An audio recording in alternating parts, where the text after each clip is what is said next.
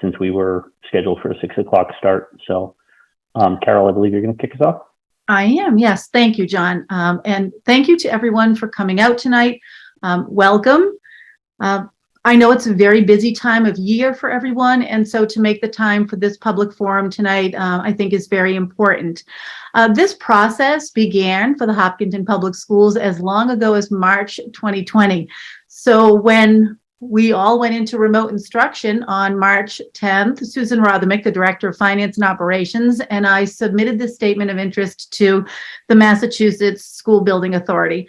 And so it may feel to you when you hear that like this has been an incredibly protracted process, and in many ways it has. But I think you'll see tonight that a lot of work has been done behind the scenes. We have, in concert with the MSBA and our local elementary school building committee too, hired Compass, now known as Vertex, to be our ONUS project manager, and Perkins Eastman, who you'll meet tonight as well, to be our designer. And so I think you're going to get a lot of information tonight, and that makes us very pleased. And I think that you're also going to see that while the last couple of years have felt rather drawn out, that we are now accelerating this process. And so staying in tune to it over the next several months will be pretty critical for the folks in Hopkinton. The last thing I will say before I hand things over to John is that this is really an exciting opportunity for us, working with the MSBA to give us truly a first-class, state-of-the-art facility for our learners, and to make sure that we are accommodating the growth in Hopkinton. And so without much more, I will hand things over to John Graziano, who is the chair of our elementary school building committee too. Thank you. Thank you, Carol. Yes, so again, I'm John Graziano. I'm chair of the ESBC for the Elmwood School Project. And tonight, we're going to try to split the hour and a half into about half presentation and then a half Q&A. But you will have the opportunity to ask questions as we go. After welcome and introductions of the team, we'll talk about why we want to focus on this project for Elmwood School right now. We want to take you through what the purpose of all of the forums that we will be running throughout this process will be, talk about the project, the process, and the timeline for this project. Discuss a little bit about educational visioning and planning and where we'll be looking specifically to the community to engage with that process. We'll then ask for your participation through some interactive polling to help the committee with some focus areas, and then finally allow for an open Q&A session. And the schedule tonight has us going until 7:30. So I'm Jeff Danico. I'm your project director for the OPM group. I just wanted to review a little bit of the ground rules so that we're respectful of everybody's time and let you know we will get to your questions. As John noted, we're splitting this at about 45-minute presentation and 45 minutes of Q&A. The chat function is open with the Q&A, where if I can respond to questions on the fly as they come in, we will. Some of the answers may come later in the process, so we may wait till the end to answer some of the questions that come in. And ultimately, anything we don't get to during the presentation, we'll pick up in the Q&A function stage. When we get to Q&A, we're going to use the hand raise function. I'll then identify you by name, first come, first serve. We'll unmute you and ask you to present your name. Your camera won't be on, but we'll be hearing your voice. Lastly, we've launched a website this week, and we'll continue to populate that over the coming weeks and months. In that location, we've started an email button where you can get to the project team with questions that we can take offline and get back to you, and then fill them in with frequently asked questions or present again at a future forum. So we want to make sure the community knows there's many ways to have your questions heard and answered, and this is just the beginning of a long journey together. I'm going to turn it back to John to talk about the teams, and then you'll hear from me later again as well. Thank you, Jeff. There's a large team that has been assembled to be working on this project throughout the life of it. The first part that was put together was the Elementary School Building Committee. We're calling it the Elementary School Building Committee 2 because of its close proximity to the committee that just finished up working on the Marathon School.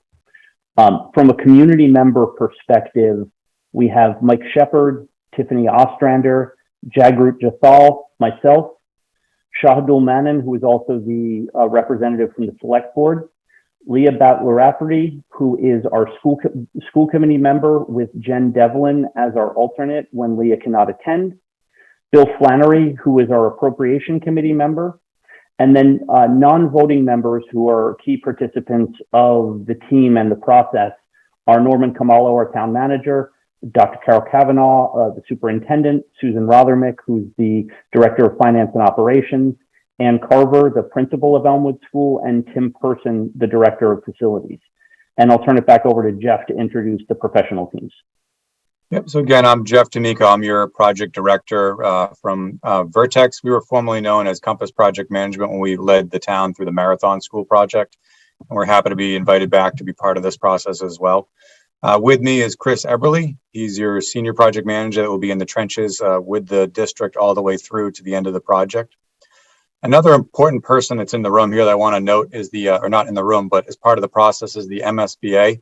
So the Mass School Building Authority serves two roles in this process.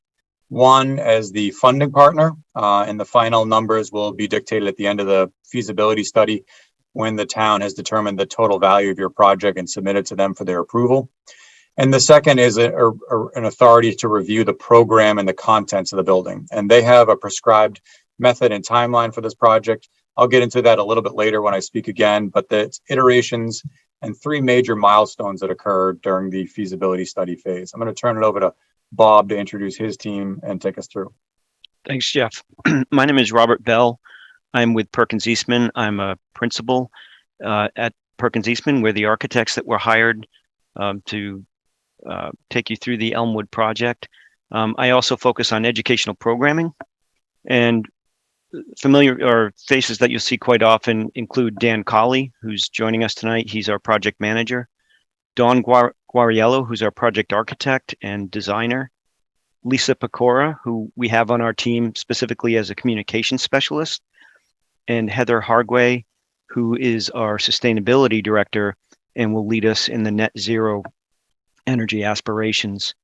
Our team is also further expanded with Manuel Cordero from Civic, and Manuel will join us to be an important part of the visioning and the forum work groups that we're forming. Behind the Perkins Eastman team is also a list of about 30 different engineers and consultants that will play a role as we go through the process in the project. So one of the things that we wanted to do is to sort of engage you, the audience, whether we're in person or here we are virtual. If you would take a moment, either use open up a web browser on your computer or use your phone. You can scan the QR code or type in www.menti.com and it will prompt you for a code. You could enter the code that you see here. What this will allow us to do is just ask an opening question to you, and I'll go to the next slide, which has the same code and QR information. Actually, I'll pause a bit on the QR code, but we'd like to know who all of you are that are joining us this evening. And it's really just a simple questionnaire, whether you're a parent of current students or at what grade level, whether you're an educator or a paraprofessional or staff member of the schools, or a municipal employee or committee member. We'd really love to get your information. So now I'm going to switch over to the live session of Mentimeter. If you haven't plugged in the code, I'll wait just a little bit longer. And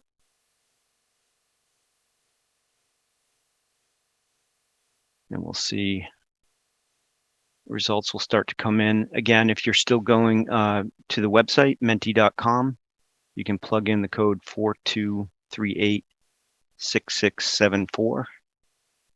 So there was a question up in the audience too. If you're having difficulty, this was just a thumbnail test of who's in the audience, so don't feel obligated to fill it in if you're having technical difficulties. And the idea was maybe to do this simple poll up front, and we hope that in further sessions or later in this forum, we'll actually be asking a few more questions as well. So it looks like we have majority of parents. That's great. Some with children in grade 2 or younger, an equal amount that have children, possibly the same people that have children beyond grade 3. Some interested community members, one educator or paraprofessional, and 6 public officials, and 1 other. So thank you for participating, and we'll move on to the next segment.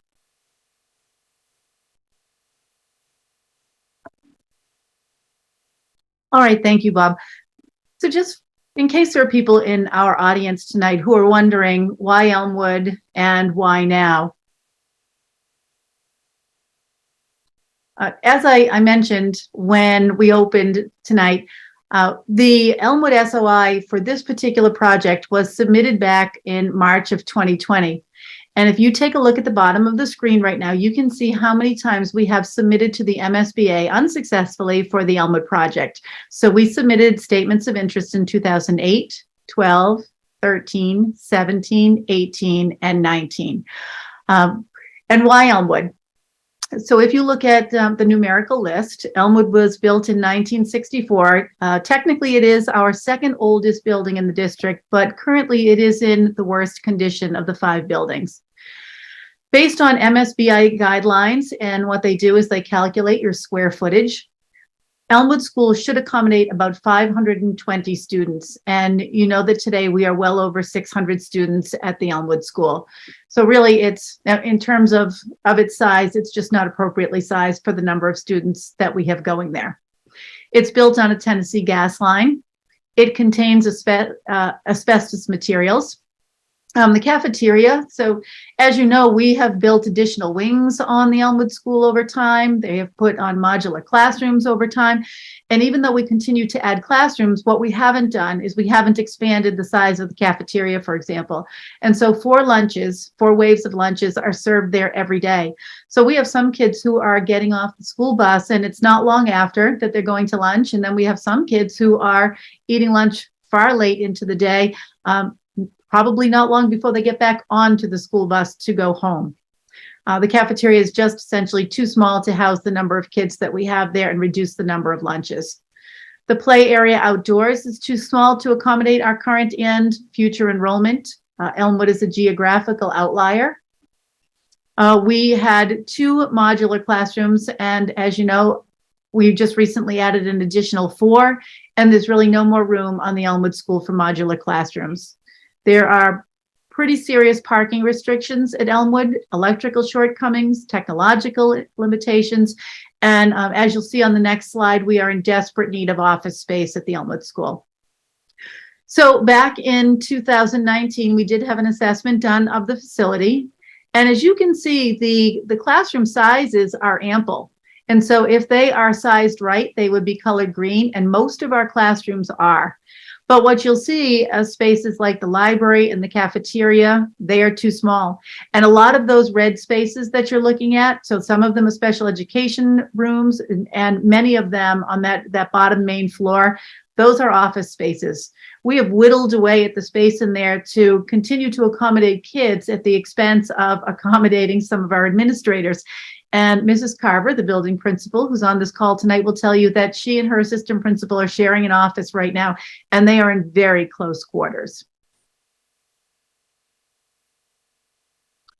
And finally, you can take a look at the projected enrollments that our demographer had done. These projected enrollments come in slightly under the ones that the MSBA did for us. So we are working with 2 professional demographers. And if you take a look at grades 2 and 3, somewhere around 2027, 2028, you can see that we are up to probably 675 students. So in that area, 672 students, you can see that we have an awful lot of kids. And if we can't accommodate 540, we shouldn't be attempting to accommodate 670. And now I will hand it back. Great. Thanks, Carol. So the purpose of these forums, we really hope to, throughout the process, engage, make ourselves available so that the community can follow along and learn about the project, but also share thoughts and share concerns. We intend to make them interactive and to solicit thoughts and opinions. It's also a chance to engage in the visioning and the goal setting. So that may happen with a smaller group, but we intend to engage the larger community and and professionals into the conversation of visioning and goals and have a level of participation that'll happen during the forums. So it's also a place to get updates on the project and see progress, and then know the key decisions and the timing of those decisions. Some of those decisions include the educational program, which is really the goal and outlines the space needs. We know that there will be robust conversation about the grade configuration. There'll also be a myriad of options and sites that are going to be explored. So at some point, those will need to be shortlisted into the most viable. There will also be a final and preferred option and site selected along the way. And then ultimately the scope, schedule, and budget will be put together for the project. So pretty important decisions that are coming up. The project scope that's outlined by the MSBA requires that the team look at repairing the Elmwood School, just the cost of repair, not the cost of improving educational spaces. We'll also look at the educational spaces and renovations and additions as a series of options, as well as new construction. And if it is new construction, we'll be looking at the existing site as well as alternative sites. The grade configurations that we'll be exploring for Elmwood are its current 2-3, but also a grade 2-3-4 scenario. And net zero energy is also one of the early objectives of the project, so that'll be built into the process. And then beyond what the MSBA's typical process, we'll also have a system-wide capacity study and a look at district-wide options and the impact should grade 4 move, and what other kind of options might be available and how that might affect the entire system. We also know that as far as some of the highlights for this project, the community involvement is going to be very important. We know that there are important concerns about traffic. We've already heard just at Family Day alone, as people engaged in a table we had about for the project. We heard thoughts on traffic as well as on grade configuration. Again, with the net zero energy, it's really also about creating health and well-being. Schools that are sustainable are also better educationally. And so we'll be bringing to the community those connections between sustainability and education. And elementary design itself, we think it's really important. This is a very specific set of grades, age level, and so making the school appropriate and scaled, and understanding that it's really important and purpose-built for the grade level students is also another highlight. I'll turn it over to Jeff to talk about timeline. Thanks, Bob. So I wanted to give an overview of the MSBA process for those of you that are new to that partnership with the MSBA. Some may be familiar from the Marathon School, but as part of the MSBA process, we're invited into what's called the feasibility study, which is broken up into 3 major submissions, highlighted with the yellow, blue, and green colors on the chart here. So the work done to date has been by your building committee, the residents and staff of the town, to get to this point of hiring the design team and us. We're now going to work with the building committee, the school committee, the other departments in town to get us through the feasibility phase. And that's broken into the 3 major components. The first one is the preliminary design program. That's where Bob and his team evaluate the existing conditions and site alternatives, both of the existing site as well as potential other viable sites in town. You heard Bob mention the visioning session is an important part of the process in developing the goals and objectives for the replacement Elmwood School. The educational program will be put together by Dr. Kavanaugh and her team about what is the existing deliverable today of how we deliver education specifically in the town of Hopkinton, and what are the goals of that tomorrow in a new or renovated facility. Lastly, Bob and his team will take those educational program deliverables and work that into the space summary template. The MSBA has prescribed square footages, which the superintendent alluded to earlier, and help shape the size and maximum size of the building.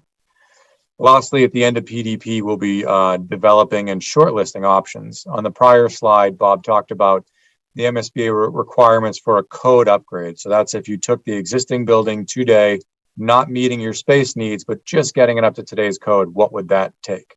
And the reason for that is that question comes up in every town of what is the residual value of that asset and how do I make it work? From there, we are also required to look at an ad reno, which is not only to get it up to code, but also make it usable for the challenges that are in front of us to replace the Elmwood School. There, we'll also look at multiple new construction options, whether on the existing site or other sites in town. And that'll be informed over the next few months, working with the building committee as we go through the site assessments and look at other parcels in addition to the Elmwood parcel. From there, we'd submit targeted for middle of December to the MSBA to shortlist those options. And then we take at a minimum that code reno, the add addition renovation, and a couple of new options to a deeper dive. And that would take us through the end of the year, December, January, February, where the building committee and school committee would make their recommendations of the project to move forward. As part of that submission is the PSR is what it's termed, the preferred schematic report. And it's really a refinement of the earlier studies, really space planning, understanding the massing and what the buildings might look like and how it would fit on the proposed sites. From there, that milestone, which is the key focus of the next 6 months, is really locking in what is the new option that the town wants to move forward with. Once the town and the MSBA have agreed on that, it goes into the schematic design phase of the project. That's really a detailed dive where we're looking at room layouts, really doing a deeper dive on cost data, schedule, making the determination of whether you would hire a construction manager or go out for a general bid contract, lump sum, low bid. All of that comes to culmination in the end of summer, early fall of 2023, when the town and the various boards would support the project to then go back in front of the MSBA for their approval of the total scope and budget. And that would lock in the size, location, and cost of the overall project to then come back to the taxpayers and the voters in the fall of 2023. From there, Bob and his team would have about a year of design, a couple of years of construction, and then there's always a year of closeout and turnover and commissioning. So at this point in the phase, we're projecting that a new school could be opened in the start of 2027 with a lot of variables that will influence that between now and then. Next slide, please. So you don't need to read the zoomed out detail here, but the point of it is to show that we've done a lot of legwork to date, just to this point. The bottom half talks about the understanding the needs of the physical constraints of the building, the existing conditions assessments that have occurred over the summer, working with Dr. Kavanaugh and her group with the educational delivery method, developing options. This will all take over the fall. We've lined up a varied number of community forums, which are the lighter yellow colors, and we've mapped out meeting with the building committee. The zoomed in portion on the right side kind of hits on those important dates that we want out there in the public, which is that the elementary school building committee will be meeting roughly bi-weekly or twice a month between now and when they make their recommendation the end of February. We'll be engaging the public in a visioning process. There's a sign up available on the website if you'd like to be part of that. We'll also be looking at student workshops. Community forums are important, not only for a faculty forum, but a community forum. These dates here are the community forum nights when we would re-engage you, the public. And these are some of the big topic items that we would discuss as we go through the process together. The first forum dedicated to October 4th would be existing conditions and looking at the alternative sites. We get back together in the beginning of November and we look at grade reconfiguration and the educational delivery. At the beginning of December, we'll start to talk about those options, test fits, and traffic. And then when we get back together in January, we'll talk about the shortlisting and the sustainability goals of the project, which will then influence the final recommendation of the various committees. Other important work that will occur in parallel with this is with the school committee. So as Bob noted, they're looking at the impact of this project and this solution as part of the other schools in town. We're currently going to study 2 grade configurations, both a 2-3 and a 2-4. That work will culminate with a report back to the school committee the end of this year, and we're slated to be in front of them 3 times in the month of January, churn through that data and get to a recommendation of which educational delivery is more appropriate for the town. Coming back to the building committee by the middle of February for their recommendation, and then working around the other town boards in town to get their support votes from the select board as well as the school committee by the end of February to then submit by March 1st back to the MSBA. Now, I know I covered a lot of dates there. These dates will be up on the project website. The community forum dates are already up there, and we're happy to talk more about this during Q&A. And now I'm going to turn it back over to Bob and his team. Thanks, Jeff. So I just wanted to circle back on the educational visioning and the educational program. The educational program, which is also called the educational plan, is really at the heart of the entire design for the school. The MSBA requires the district to write the educational plan that informs what happens at the current school now, what the goals and objectives are, and project that into needs. To get to the goals and to help flush out some of what the school can be, we usually conduct a visioning process, and that will be a group of individuals, community members. We'd like to get a good cross-section of the community involved to just help advance some of the discussions on the educational program. And it's really cyclical in that the visioning informs the program then informs the space summary. The space summary gives us the template with the goals to build the school and to meet the educational vision. We are, as Jeff had mentioned, we're looking for community participation, and on the project website, you'll see that there'll be a button you can click on to sign up, provide some information about yourself and your interest in joining the visioning team, and a little bit of detail about what the commitment is. And we're hoping to get participants. So please stay tuned for that and hope you're able to connect on the website.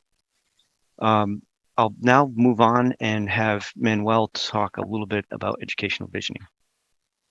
Good evening. Again, my name is Manuel Cordero. I am an architect and an educator.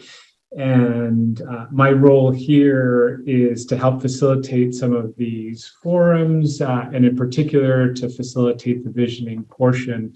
And again, I just start with the reminder that we have a really unique opportunity in this moment to really think not just about the kind of conditions and repairs, but really to think about what our vision or what your community's vision is for the spaces that your youth will inhabit and learn in. So we're excited to frame a conversation around that. And the opportunity really stems from the fact that most of the buildings that we might have learned in as we grew up look a lot like this. This is an example of a kind of standard works project administration building, but a lot of our school buildings are what we refer to as cells and bells. They're the classrooms along the hallway, and we move along from classroom to classroom when signaled by the bell, and all of our chairs are lined up in the classrooms. And this is actually a legacy of not just education, but a legacy of the workforce that we were training our youth for. In that time when a lot of these buildings were built, we were preparing youth for jobs primarily in manufacturing. Next slide. And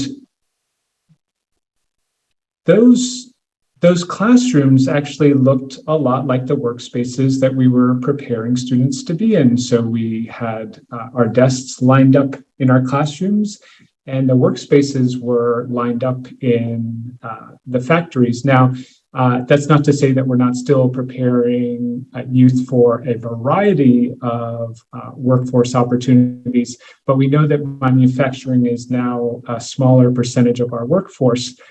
So the question is, how do we prepare youth for the economy that they're stepping into, even as we're know that it will continue to fluctuate? As we all know, we have seen dramatic changes in what workforce looks like these days. Yeah, next slide. And so offices look dramatically different, right? And I have the example both of the automated workplace, a kind of like open workplace, but also a Zoom parent with its child behind, because it is the reality. And not to say that we're recreating any and all of these, but we're thinking about what work looks like and thinking about how we prepare students for that. And this process is actually designed for us to think about both what that looks like, but also what are the key principles that Hopkins is looking at as it prepares for the future. Next slide. So we know that in Hopkinton, as in many places across the region and the country, we're still teaching these key subjects, what we may recall are the 3 R's: writing, arithmetic, and reading, sorry. But we also know that our teachers are doing so much more in their classroom. And this graph on the right starts to talk a little bit both about the social emotional type skills, but also the critical thinking skills, communication, collaboration, creativity, as well as digital literacy. And all of those are part of the critical skills. On the left, you'll see some of the key words that are actually pulled as we look through some of the strategic planning documents that the district has prepared.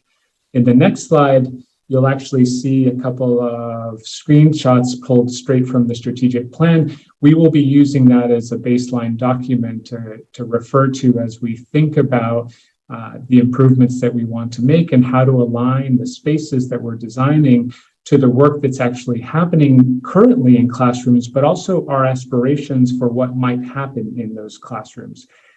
This learning space might look dramatically different from ours. Again, because we are starting to think about the different learning modalities, we understand that in order to differentiate, we have to create opportunities in our learning environment to differentiate. So differentiation is not just about the work that the teacher is doing or the support that technology can provide, but the work that the environment can do to support that differentiation. And in the next slide, you'll see a couple of other examples just of the types of spaces that we might be thinking of.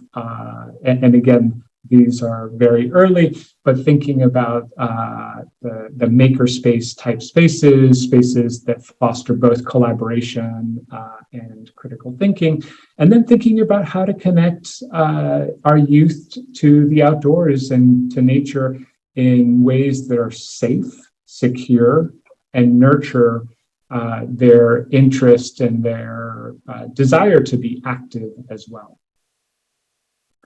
So now I'd like to take the opportunity to continue and ask you a couple of questions. Part of my role in all of this is actually to invite all of you into a conversation. And in a moment, you're going to get to ask us a few questions, but I cannot resist the opportunity to ask you a couple of questions before we proceed. So the first question that I'm going to ask you is, what opportunities do you see with the Elmwood School project? Now, again, those of you might have to navigate back to the website. Some of you may have already filled it out. If you have to go back, please use the menti.com, and the code is still at the top, 42386674. Again, you can go to menti.com and use the code 42386674, and we'll wait for those to come in. We have some early answers, and so far addressing overcrowding is the priority of those present. Again, for those of you who are listening to this as a recording, this is just the beginning of a conversation, and there will be other opportunities to hear from you about your priorities, so please do stay tuned. All right, we've got about 12 respondents so far. Addressing overcrowding is still high up there, but now we also have creating 21st century learning environments and building a sustainable facility as 2 other priorities. And then coming in third, not surprisingly, given the framing of this topic today, investigating grade configuration is also third on the list. Looks like we got a couple more votes there at the end, so I'm grateful for all of you that are participating. Looks like we landed at 6 votes for addressing overcrowding, so it looks like at least the majority of those participating are prioritizing that element. The next question that I will ask is actually the flip side of that. And again, you'll see some of the same things come up, but we understand that with opportunities and with any project, there's also going to be challenges. So we wanted to hear from you what you see the challenges are for the project. Again, this is helpful for us as we embark on the project and set a roadmap for ourselves to understand both what are the opportunities and what are the roadblocks, what are the obstacles that we'll find along the way. So we're starting to get votes come in, and cost and funding so far is the biggest challenge seen. It looks like we also have addressing traffic. Great. Oh, addressing traffic just jumped up. We also have heard that as well. Grade configuration and site selection. I apologize that traffic showed up as 2, but please keep voting on the first one. Thank you. So it looks like we landed at 16, and cost funding comes in as the top priority, addressing traffic as the second.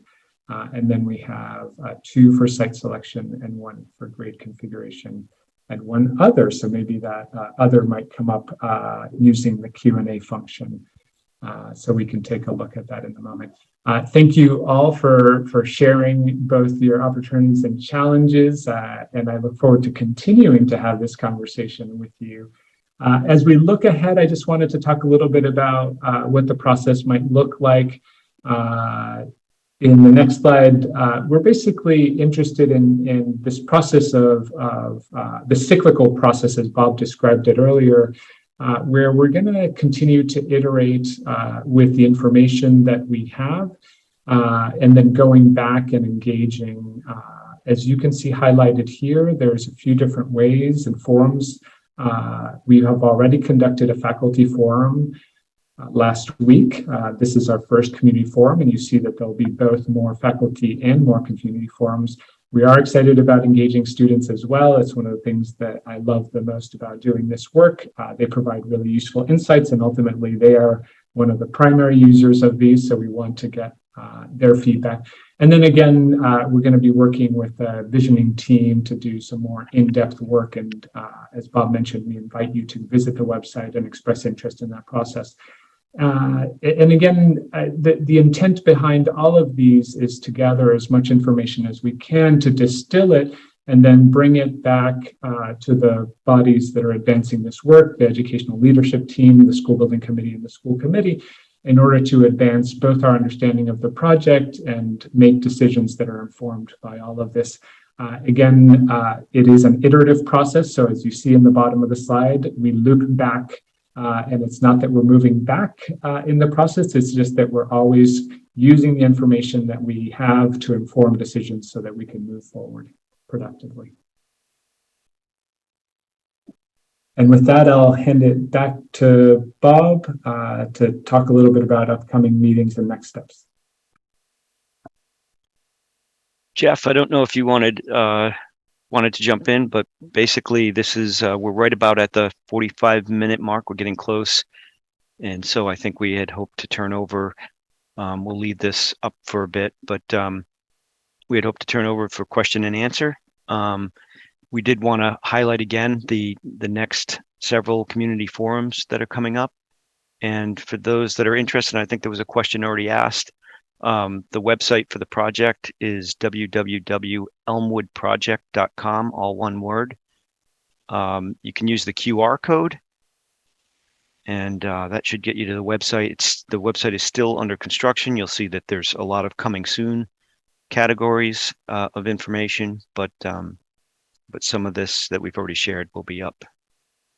All right, and we're going to tie into the school department and put together a sub page off their page prior to the consultants getting on board. So we're going to incorporate that with links over to the project website that we're now developing, with a lot of the information that will be churned out over the next 6 months to 5 years worth of data, and have a place for that to all live collectively. So with that, we're going to open it up to questions if there's any Q&A.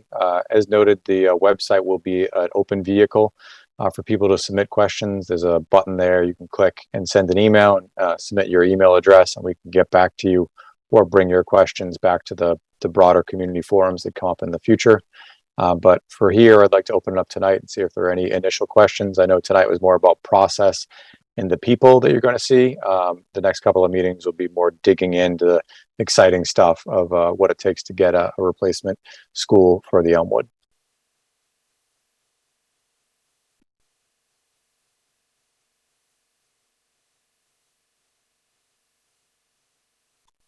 All right, so far I'm not seeing not one hand raised.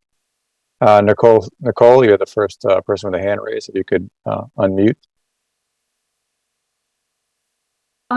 Yeah, thanks for this presentation. So I saw that you, based on that schedule, maybe I missed it, but what would the opening date be that you're looking towards? Is that the school year 27-28?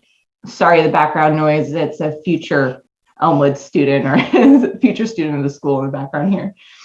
Yeah, so as of now, it's an earmark for the winter session of 2027 to the winter of 28. Right now, it's based on industry standards. There are ways to accelerate or lengthen that depending on how the process all lays out. But in general terms, an MSBA project with design and feasibility is about 2.5 years from now, followed on by 2 years of construction. So about 4.5 years from now is generally the quickest you would open a building for the public.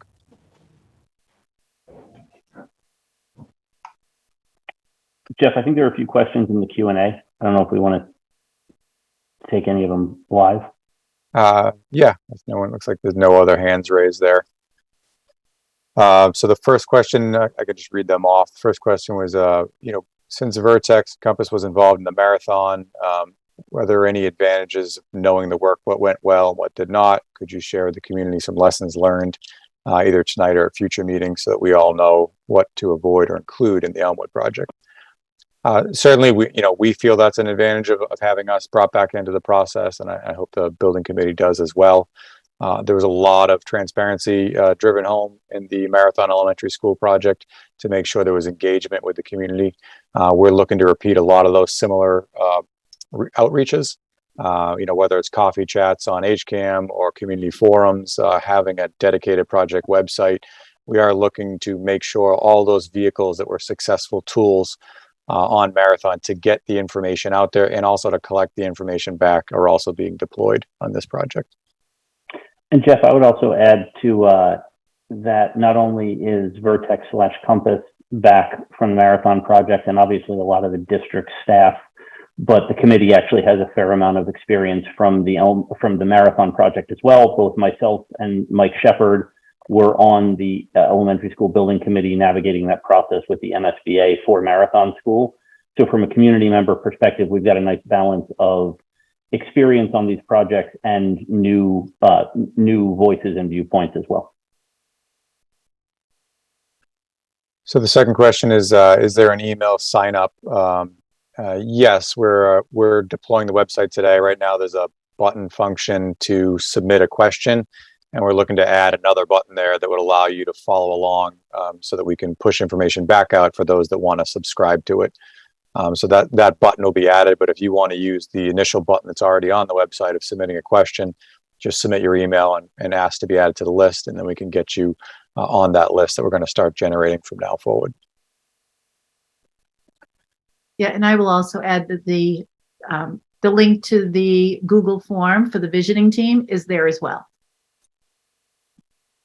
Thank you, Dr. Kavanaugh.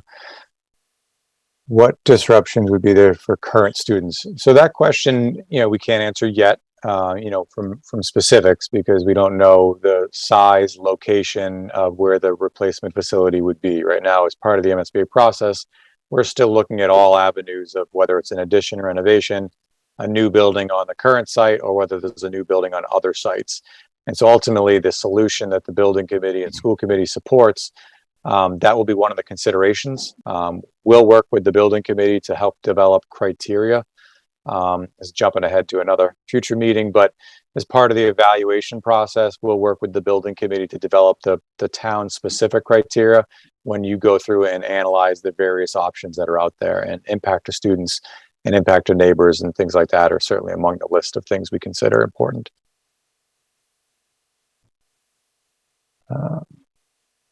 I defer this question to Dr. Kavanaugh. It says, how overcrowded will Elmwood be at the time of the new building when it will be complete? And will Hopkins also be overcrowded at this point?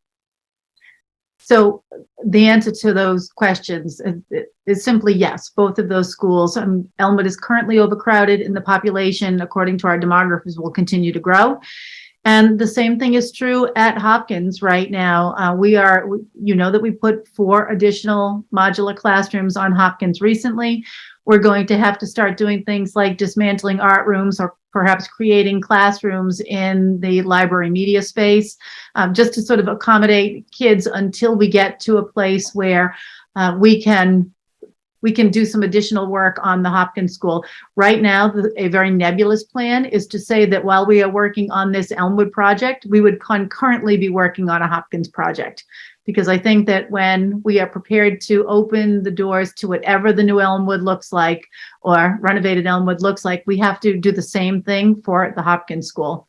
We're going to have additional classroom space. I think that Jeff, probably. I'm happy to take the next one. Yep. The question is, how do we avoid repeating the fact that Marathon School was built too small for the current numbers? We have obviously added on already to the Marathon School. And I will say the first step in avoiding that challenge has already been accomplished. One of the first things you do in this process is the MSBA, as the funding partner, has to agree on what the projected enrollment for that building is going to be, both when it opens and in the future. When we built the Marathon building, we were just on the crest of the significant growth that we've seen in Hopkinton. And while a lot of us saw it coming, we were limited by what the MSBA would allow in terms of the enrollment. The enrollment numbers that we've agreed to with the MSBA for Elmwood are actually much more accommodating, I would say, of the growth that we would have. And we have a lot of confidence that those numbers are going to allow us to build the building that will be sufficient for the size, not just of the current Elmwood population, but for what we anticipate to grow. So we'll continue to monitor that, and we have constant conversations with the MSBA, but we're already at a better point than we were in the Marathon process in regard to that. So, Dr. Kavanaugh, our next question is more related to the one you just answered. I don't know if you want to expand on that or not. Talks about if there was a move for a 2 to 4 school, what would that impact be to Hopkins in terms of the grades at that school? Yes, I can see that the questioner is asking specifically if we would move grade 6 to Hopkins.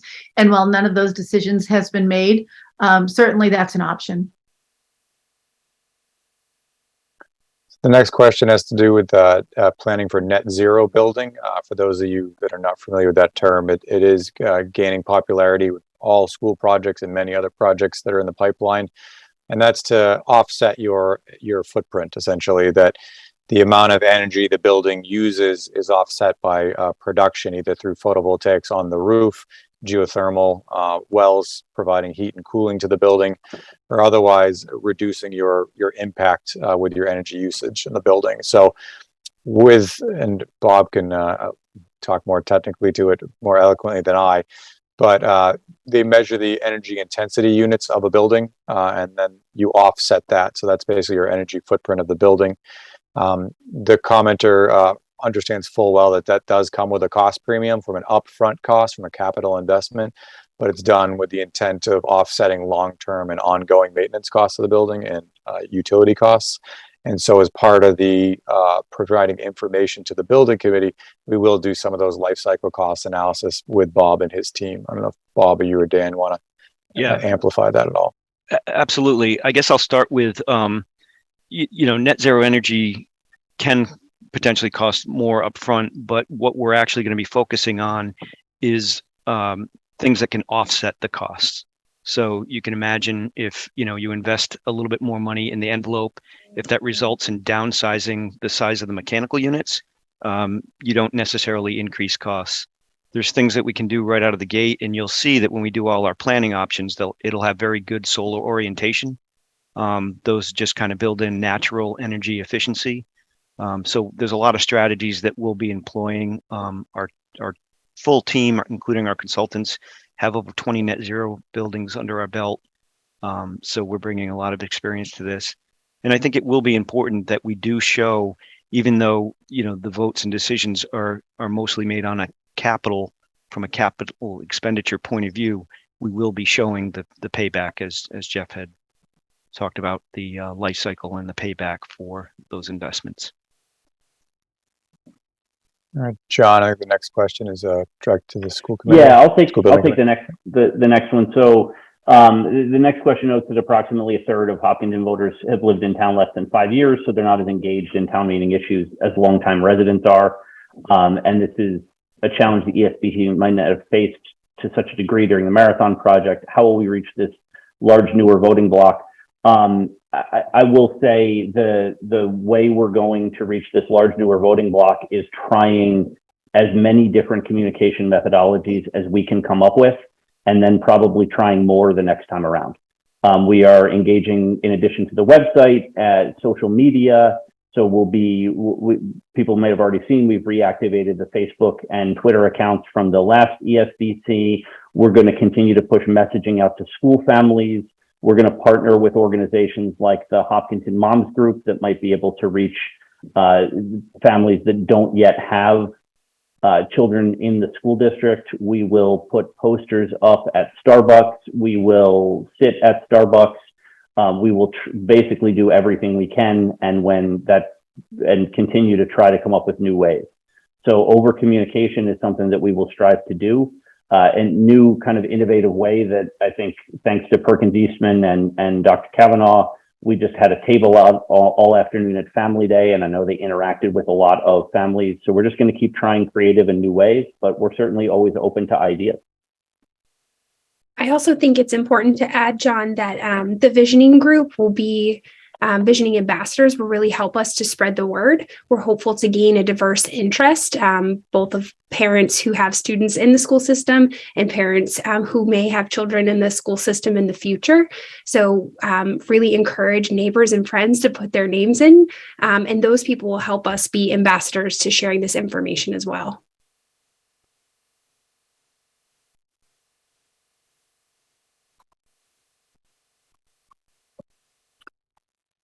All right. Are there any other questions? I'm not seeing any in the chat or any hands raised. I can throw up the website for a second just to give you a quick spin around that if there are no other additional questions at this time, and certainly you can still raise again. I'm just going to throw that up to help walk you through that. So this is the new project website, so everyone can see that. So it's the Hopkinton Elmwood School Project. Right here are those important dates that we talked about with the community forums that we want to keep you engaged on. Here is the function to join tonight meeting. So trying to make it very accessible. You can get here from multiple ways. The button at the top is the visioning session sign up, where you can click to be involved in part of that outside parallel process where Bob noted we're trying to get a cross-pollination of the town and get a good sized group there. These buttons at the top aren't functioning right now. They're placeholders. We don't have a Twitter page or Facebook, but those will be populated soon. The email button is down here. So when you click on this, you can type in your question. I put in the sample testing the question functionality. You can put your name and email and hit submit. We'll then track that either to respond back to your direct question, or in the interim, we'll use that to help start our list of follow along for people that want to be part of our distribution list for questions. We have a header across the top with drop downs here of the pages. As Bob noted, there's a lot of coming soon tabs here where we'll, as we go through the various stages, you'll see the educational visioning product, the ed program, the sustainability discussions, the options when we get to that point. Those are all under construction as we develop the data over the next couple of months, grade reconfiguration, traffic. The ones that are live are at the top, which is, meet the team, which you saw a little bit of tonight here. Schedule and process. This outlines kind of the MSBA process, and the chart you saw again tonight. Alphabet soup is something you'll hear us talk a lot about. We use a lot of acronyms in this industry. So this starts to hit on some of the items that we talked about tonight, me being your owner's project manager. And then sustainability, that energy and use intensity is a term you'll hear a lot. Also, LEED or CHIPS. The town has an option of going through either program.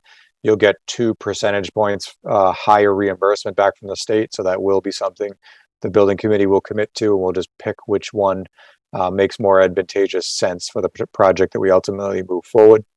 And so you'll start to see some of these other tabs filled in as we go through the process. The why now, we're going to start to populate that.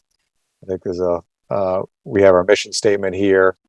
And then lastly, the existing building, our facility director, Tim, we have a video we've loaded up there of him that I'll let you watch on your own time.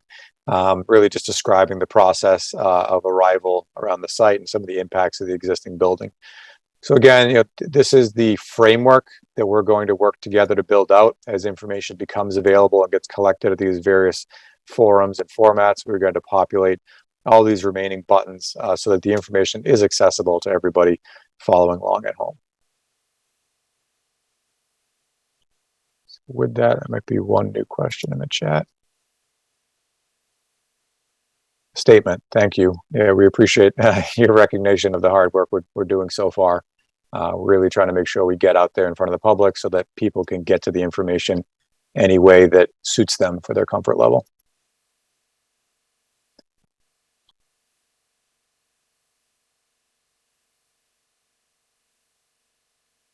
Website translation friendly.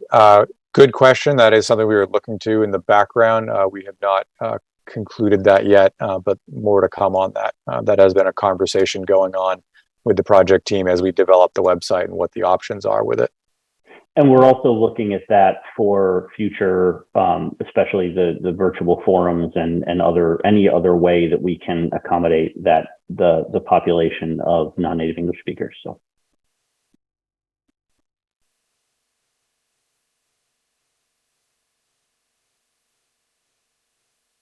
Okay, if there are no other questions, I'll turn it back to you, John, if there's any closing remarks you want to make.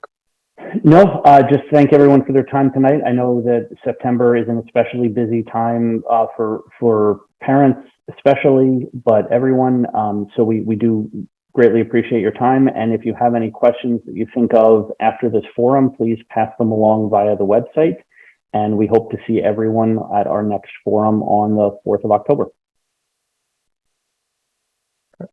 Thanks, John. Thanks, everybody. All right. Thank you.